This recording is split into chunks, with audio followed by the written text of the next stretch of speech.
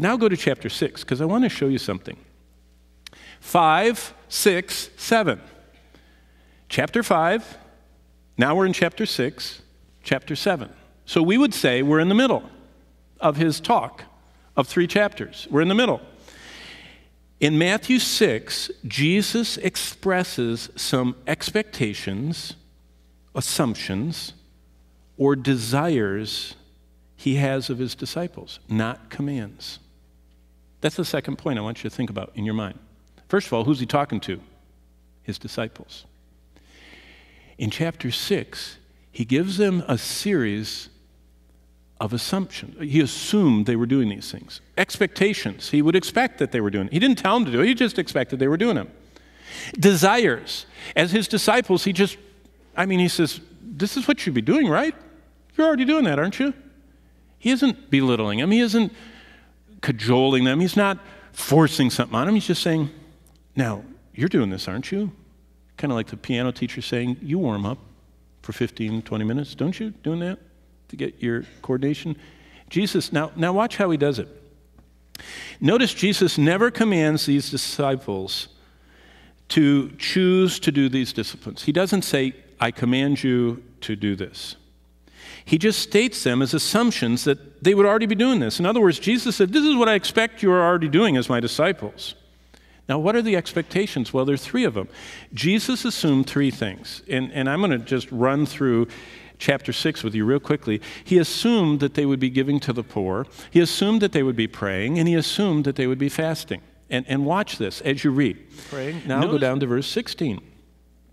In Matthew 6, verse 16, down through 18, Jesus assumes a 3rd spiritual discipline of his disciples, which is fascinating to me.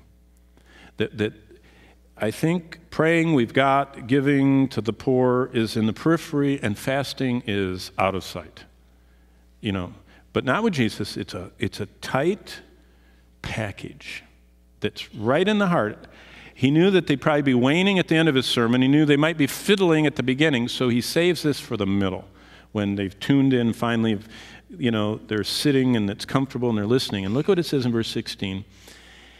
Jesus said it is his expectation that any disciple of his would be concerned and engaged in some form of fasting.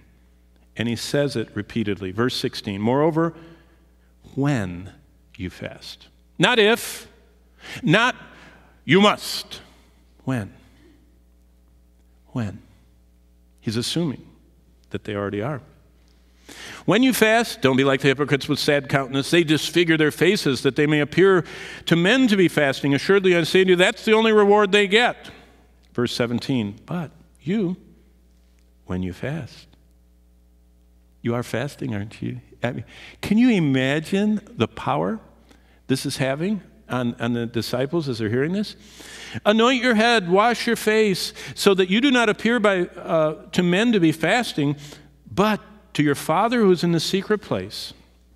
And your Father who sees in secret will reward you openly. By the way, Bible study question, verse 18. What's the context of the reward in verse 18? What is God rewarding for?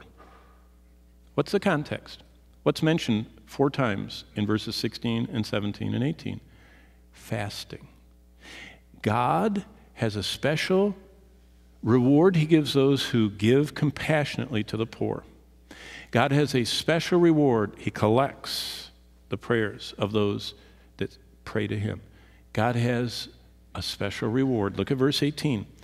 Your Father who sees this secret fasting, who you don't even appear to be fasting. In fact, you're all scrubbed up and look cheerful and well-fed and happy. The Father who sees you in secret will reward you openly. Probably again, Lord will connect the dots. Because he said that key things in the ministry of his church are accompanied by prayer that is surrounded with fasting. And he will show what happened because of that maybe we never know in this life.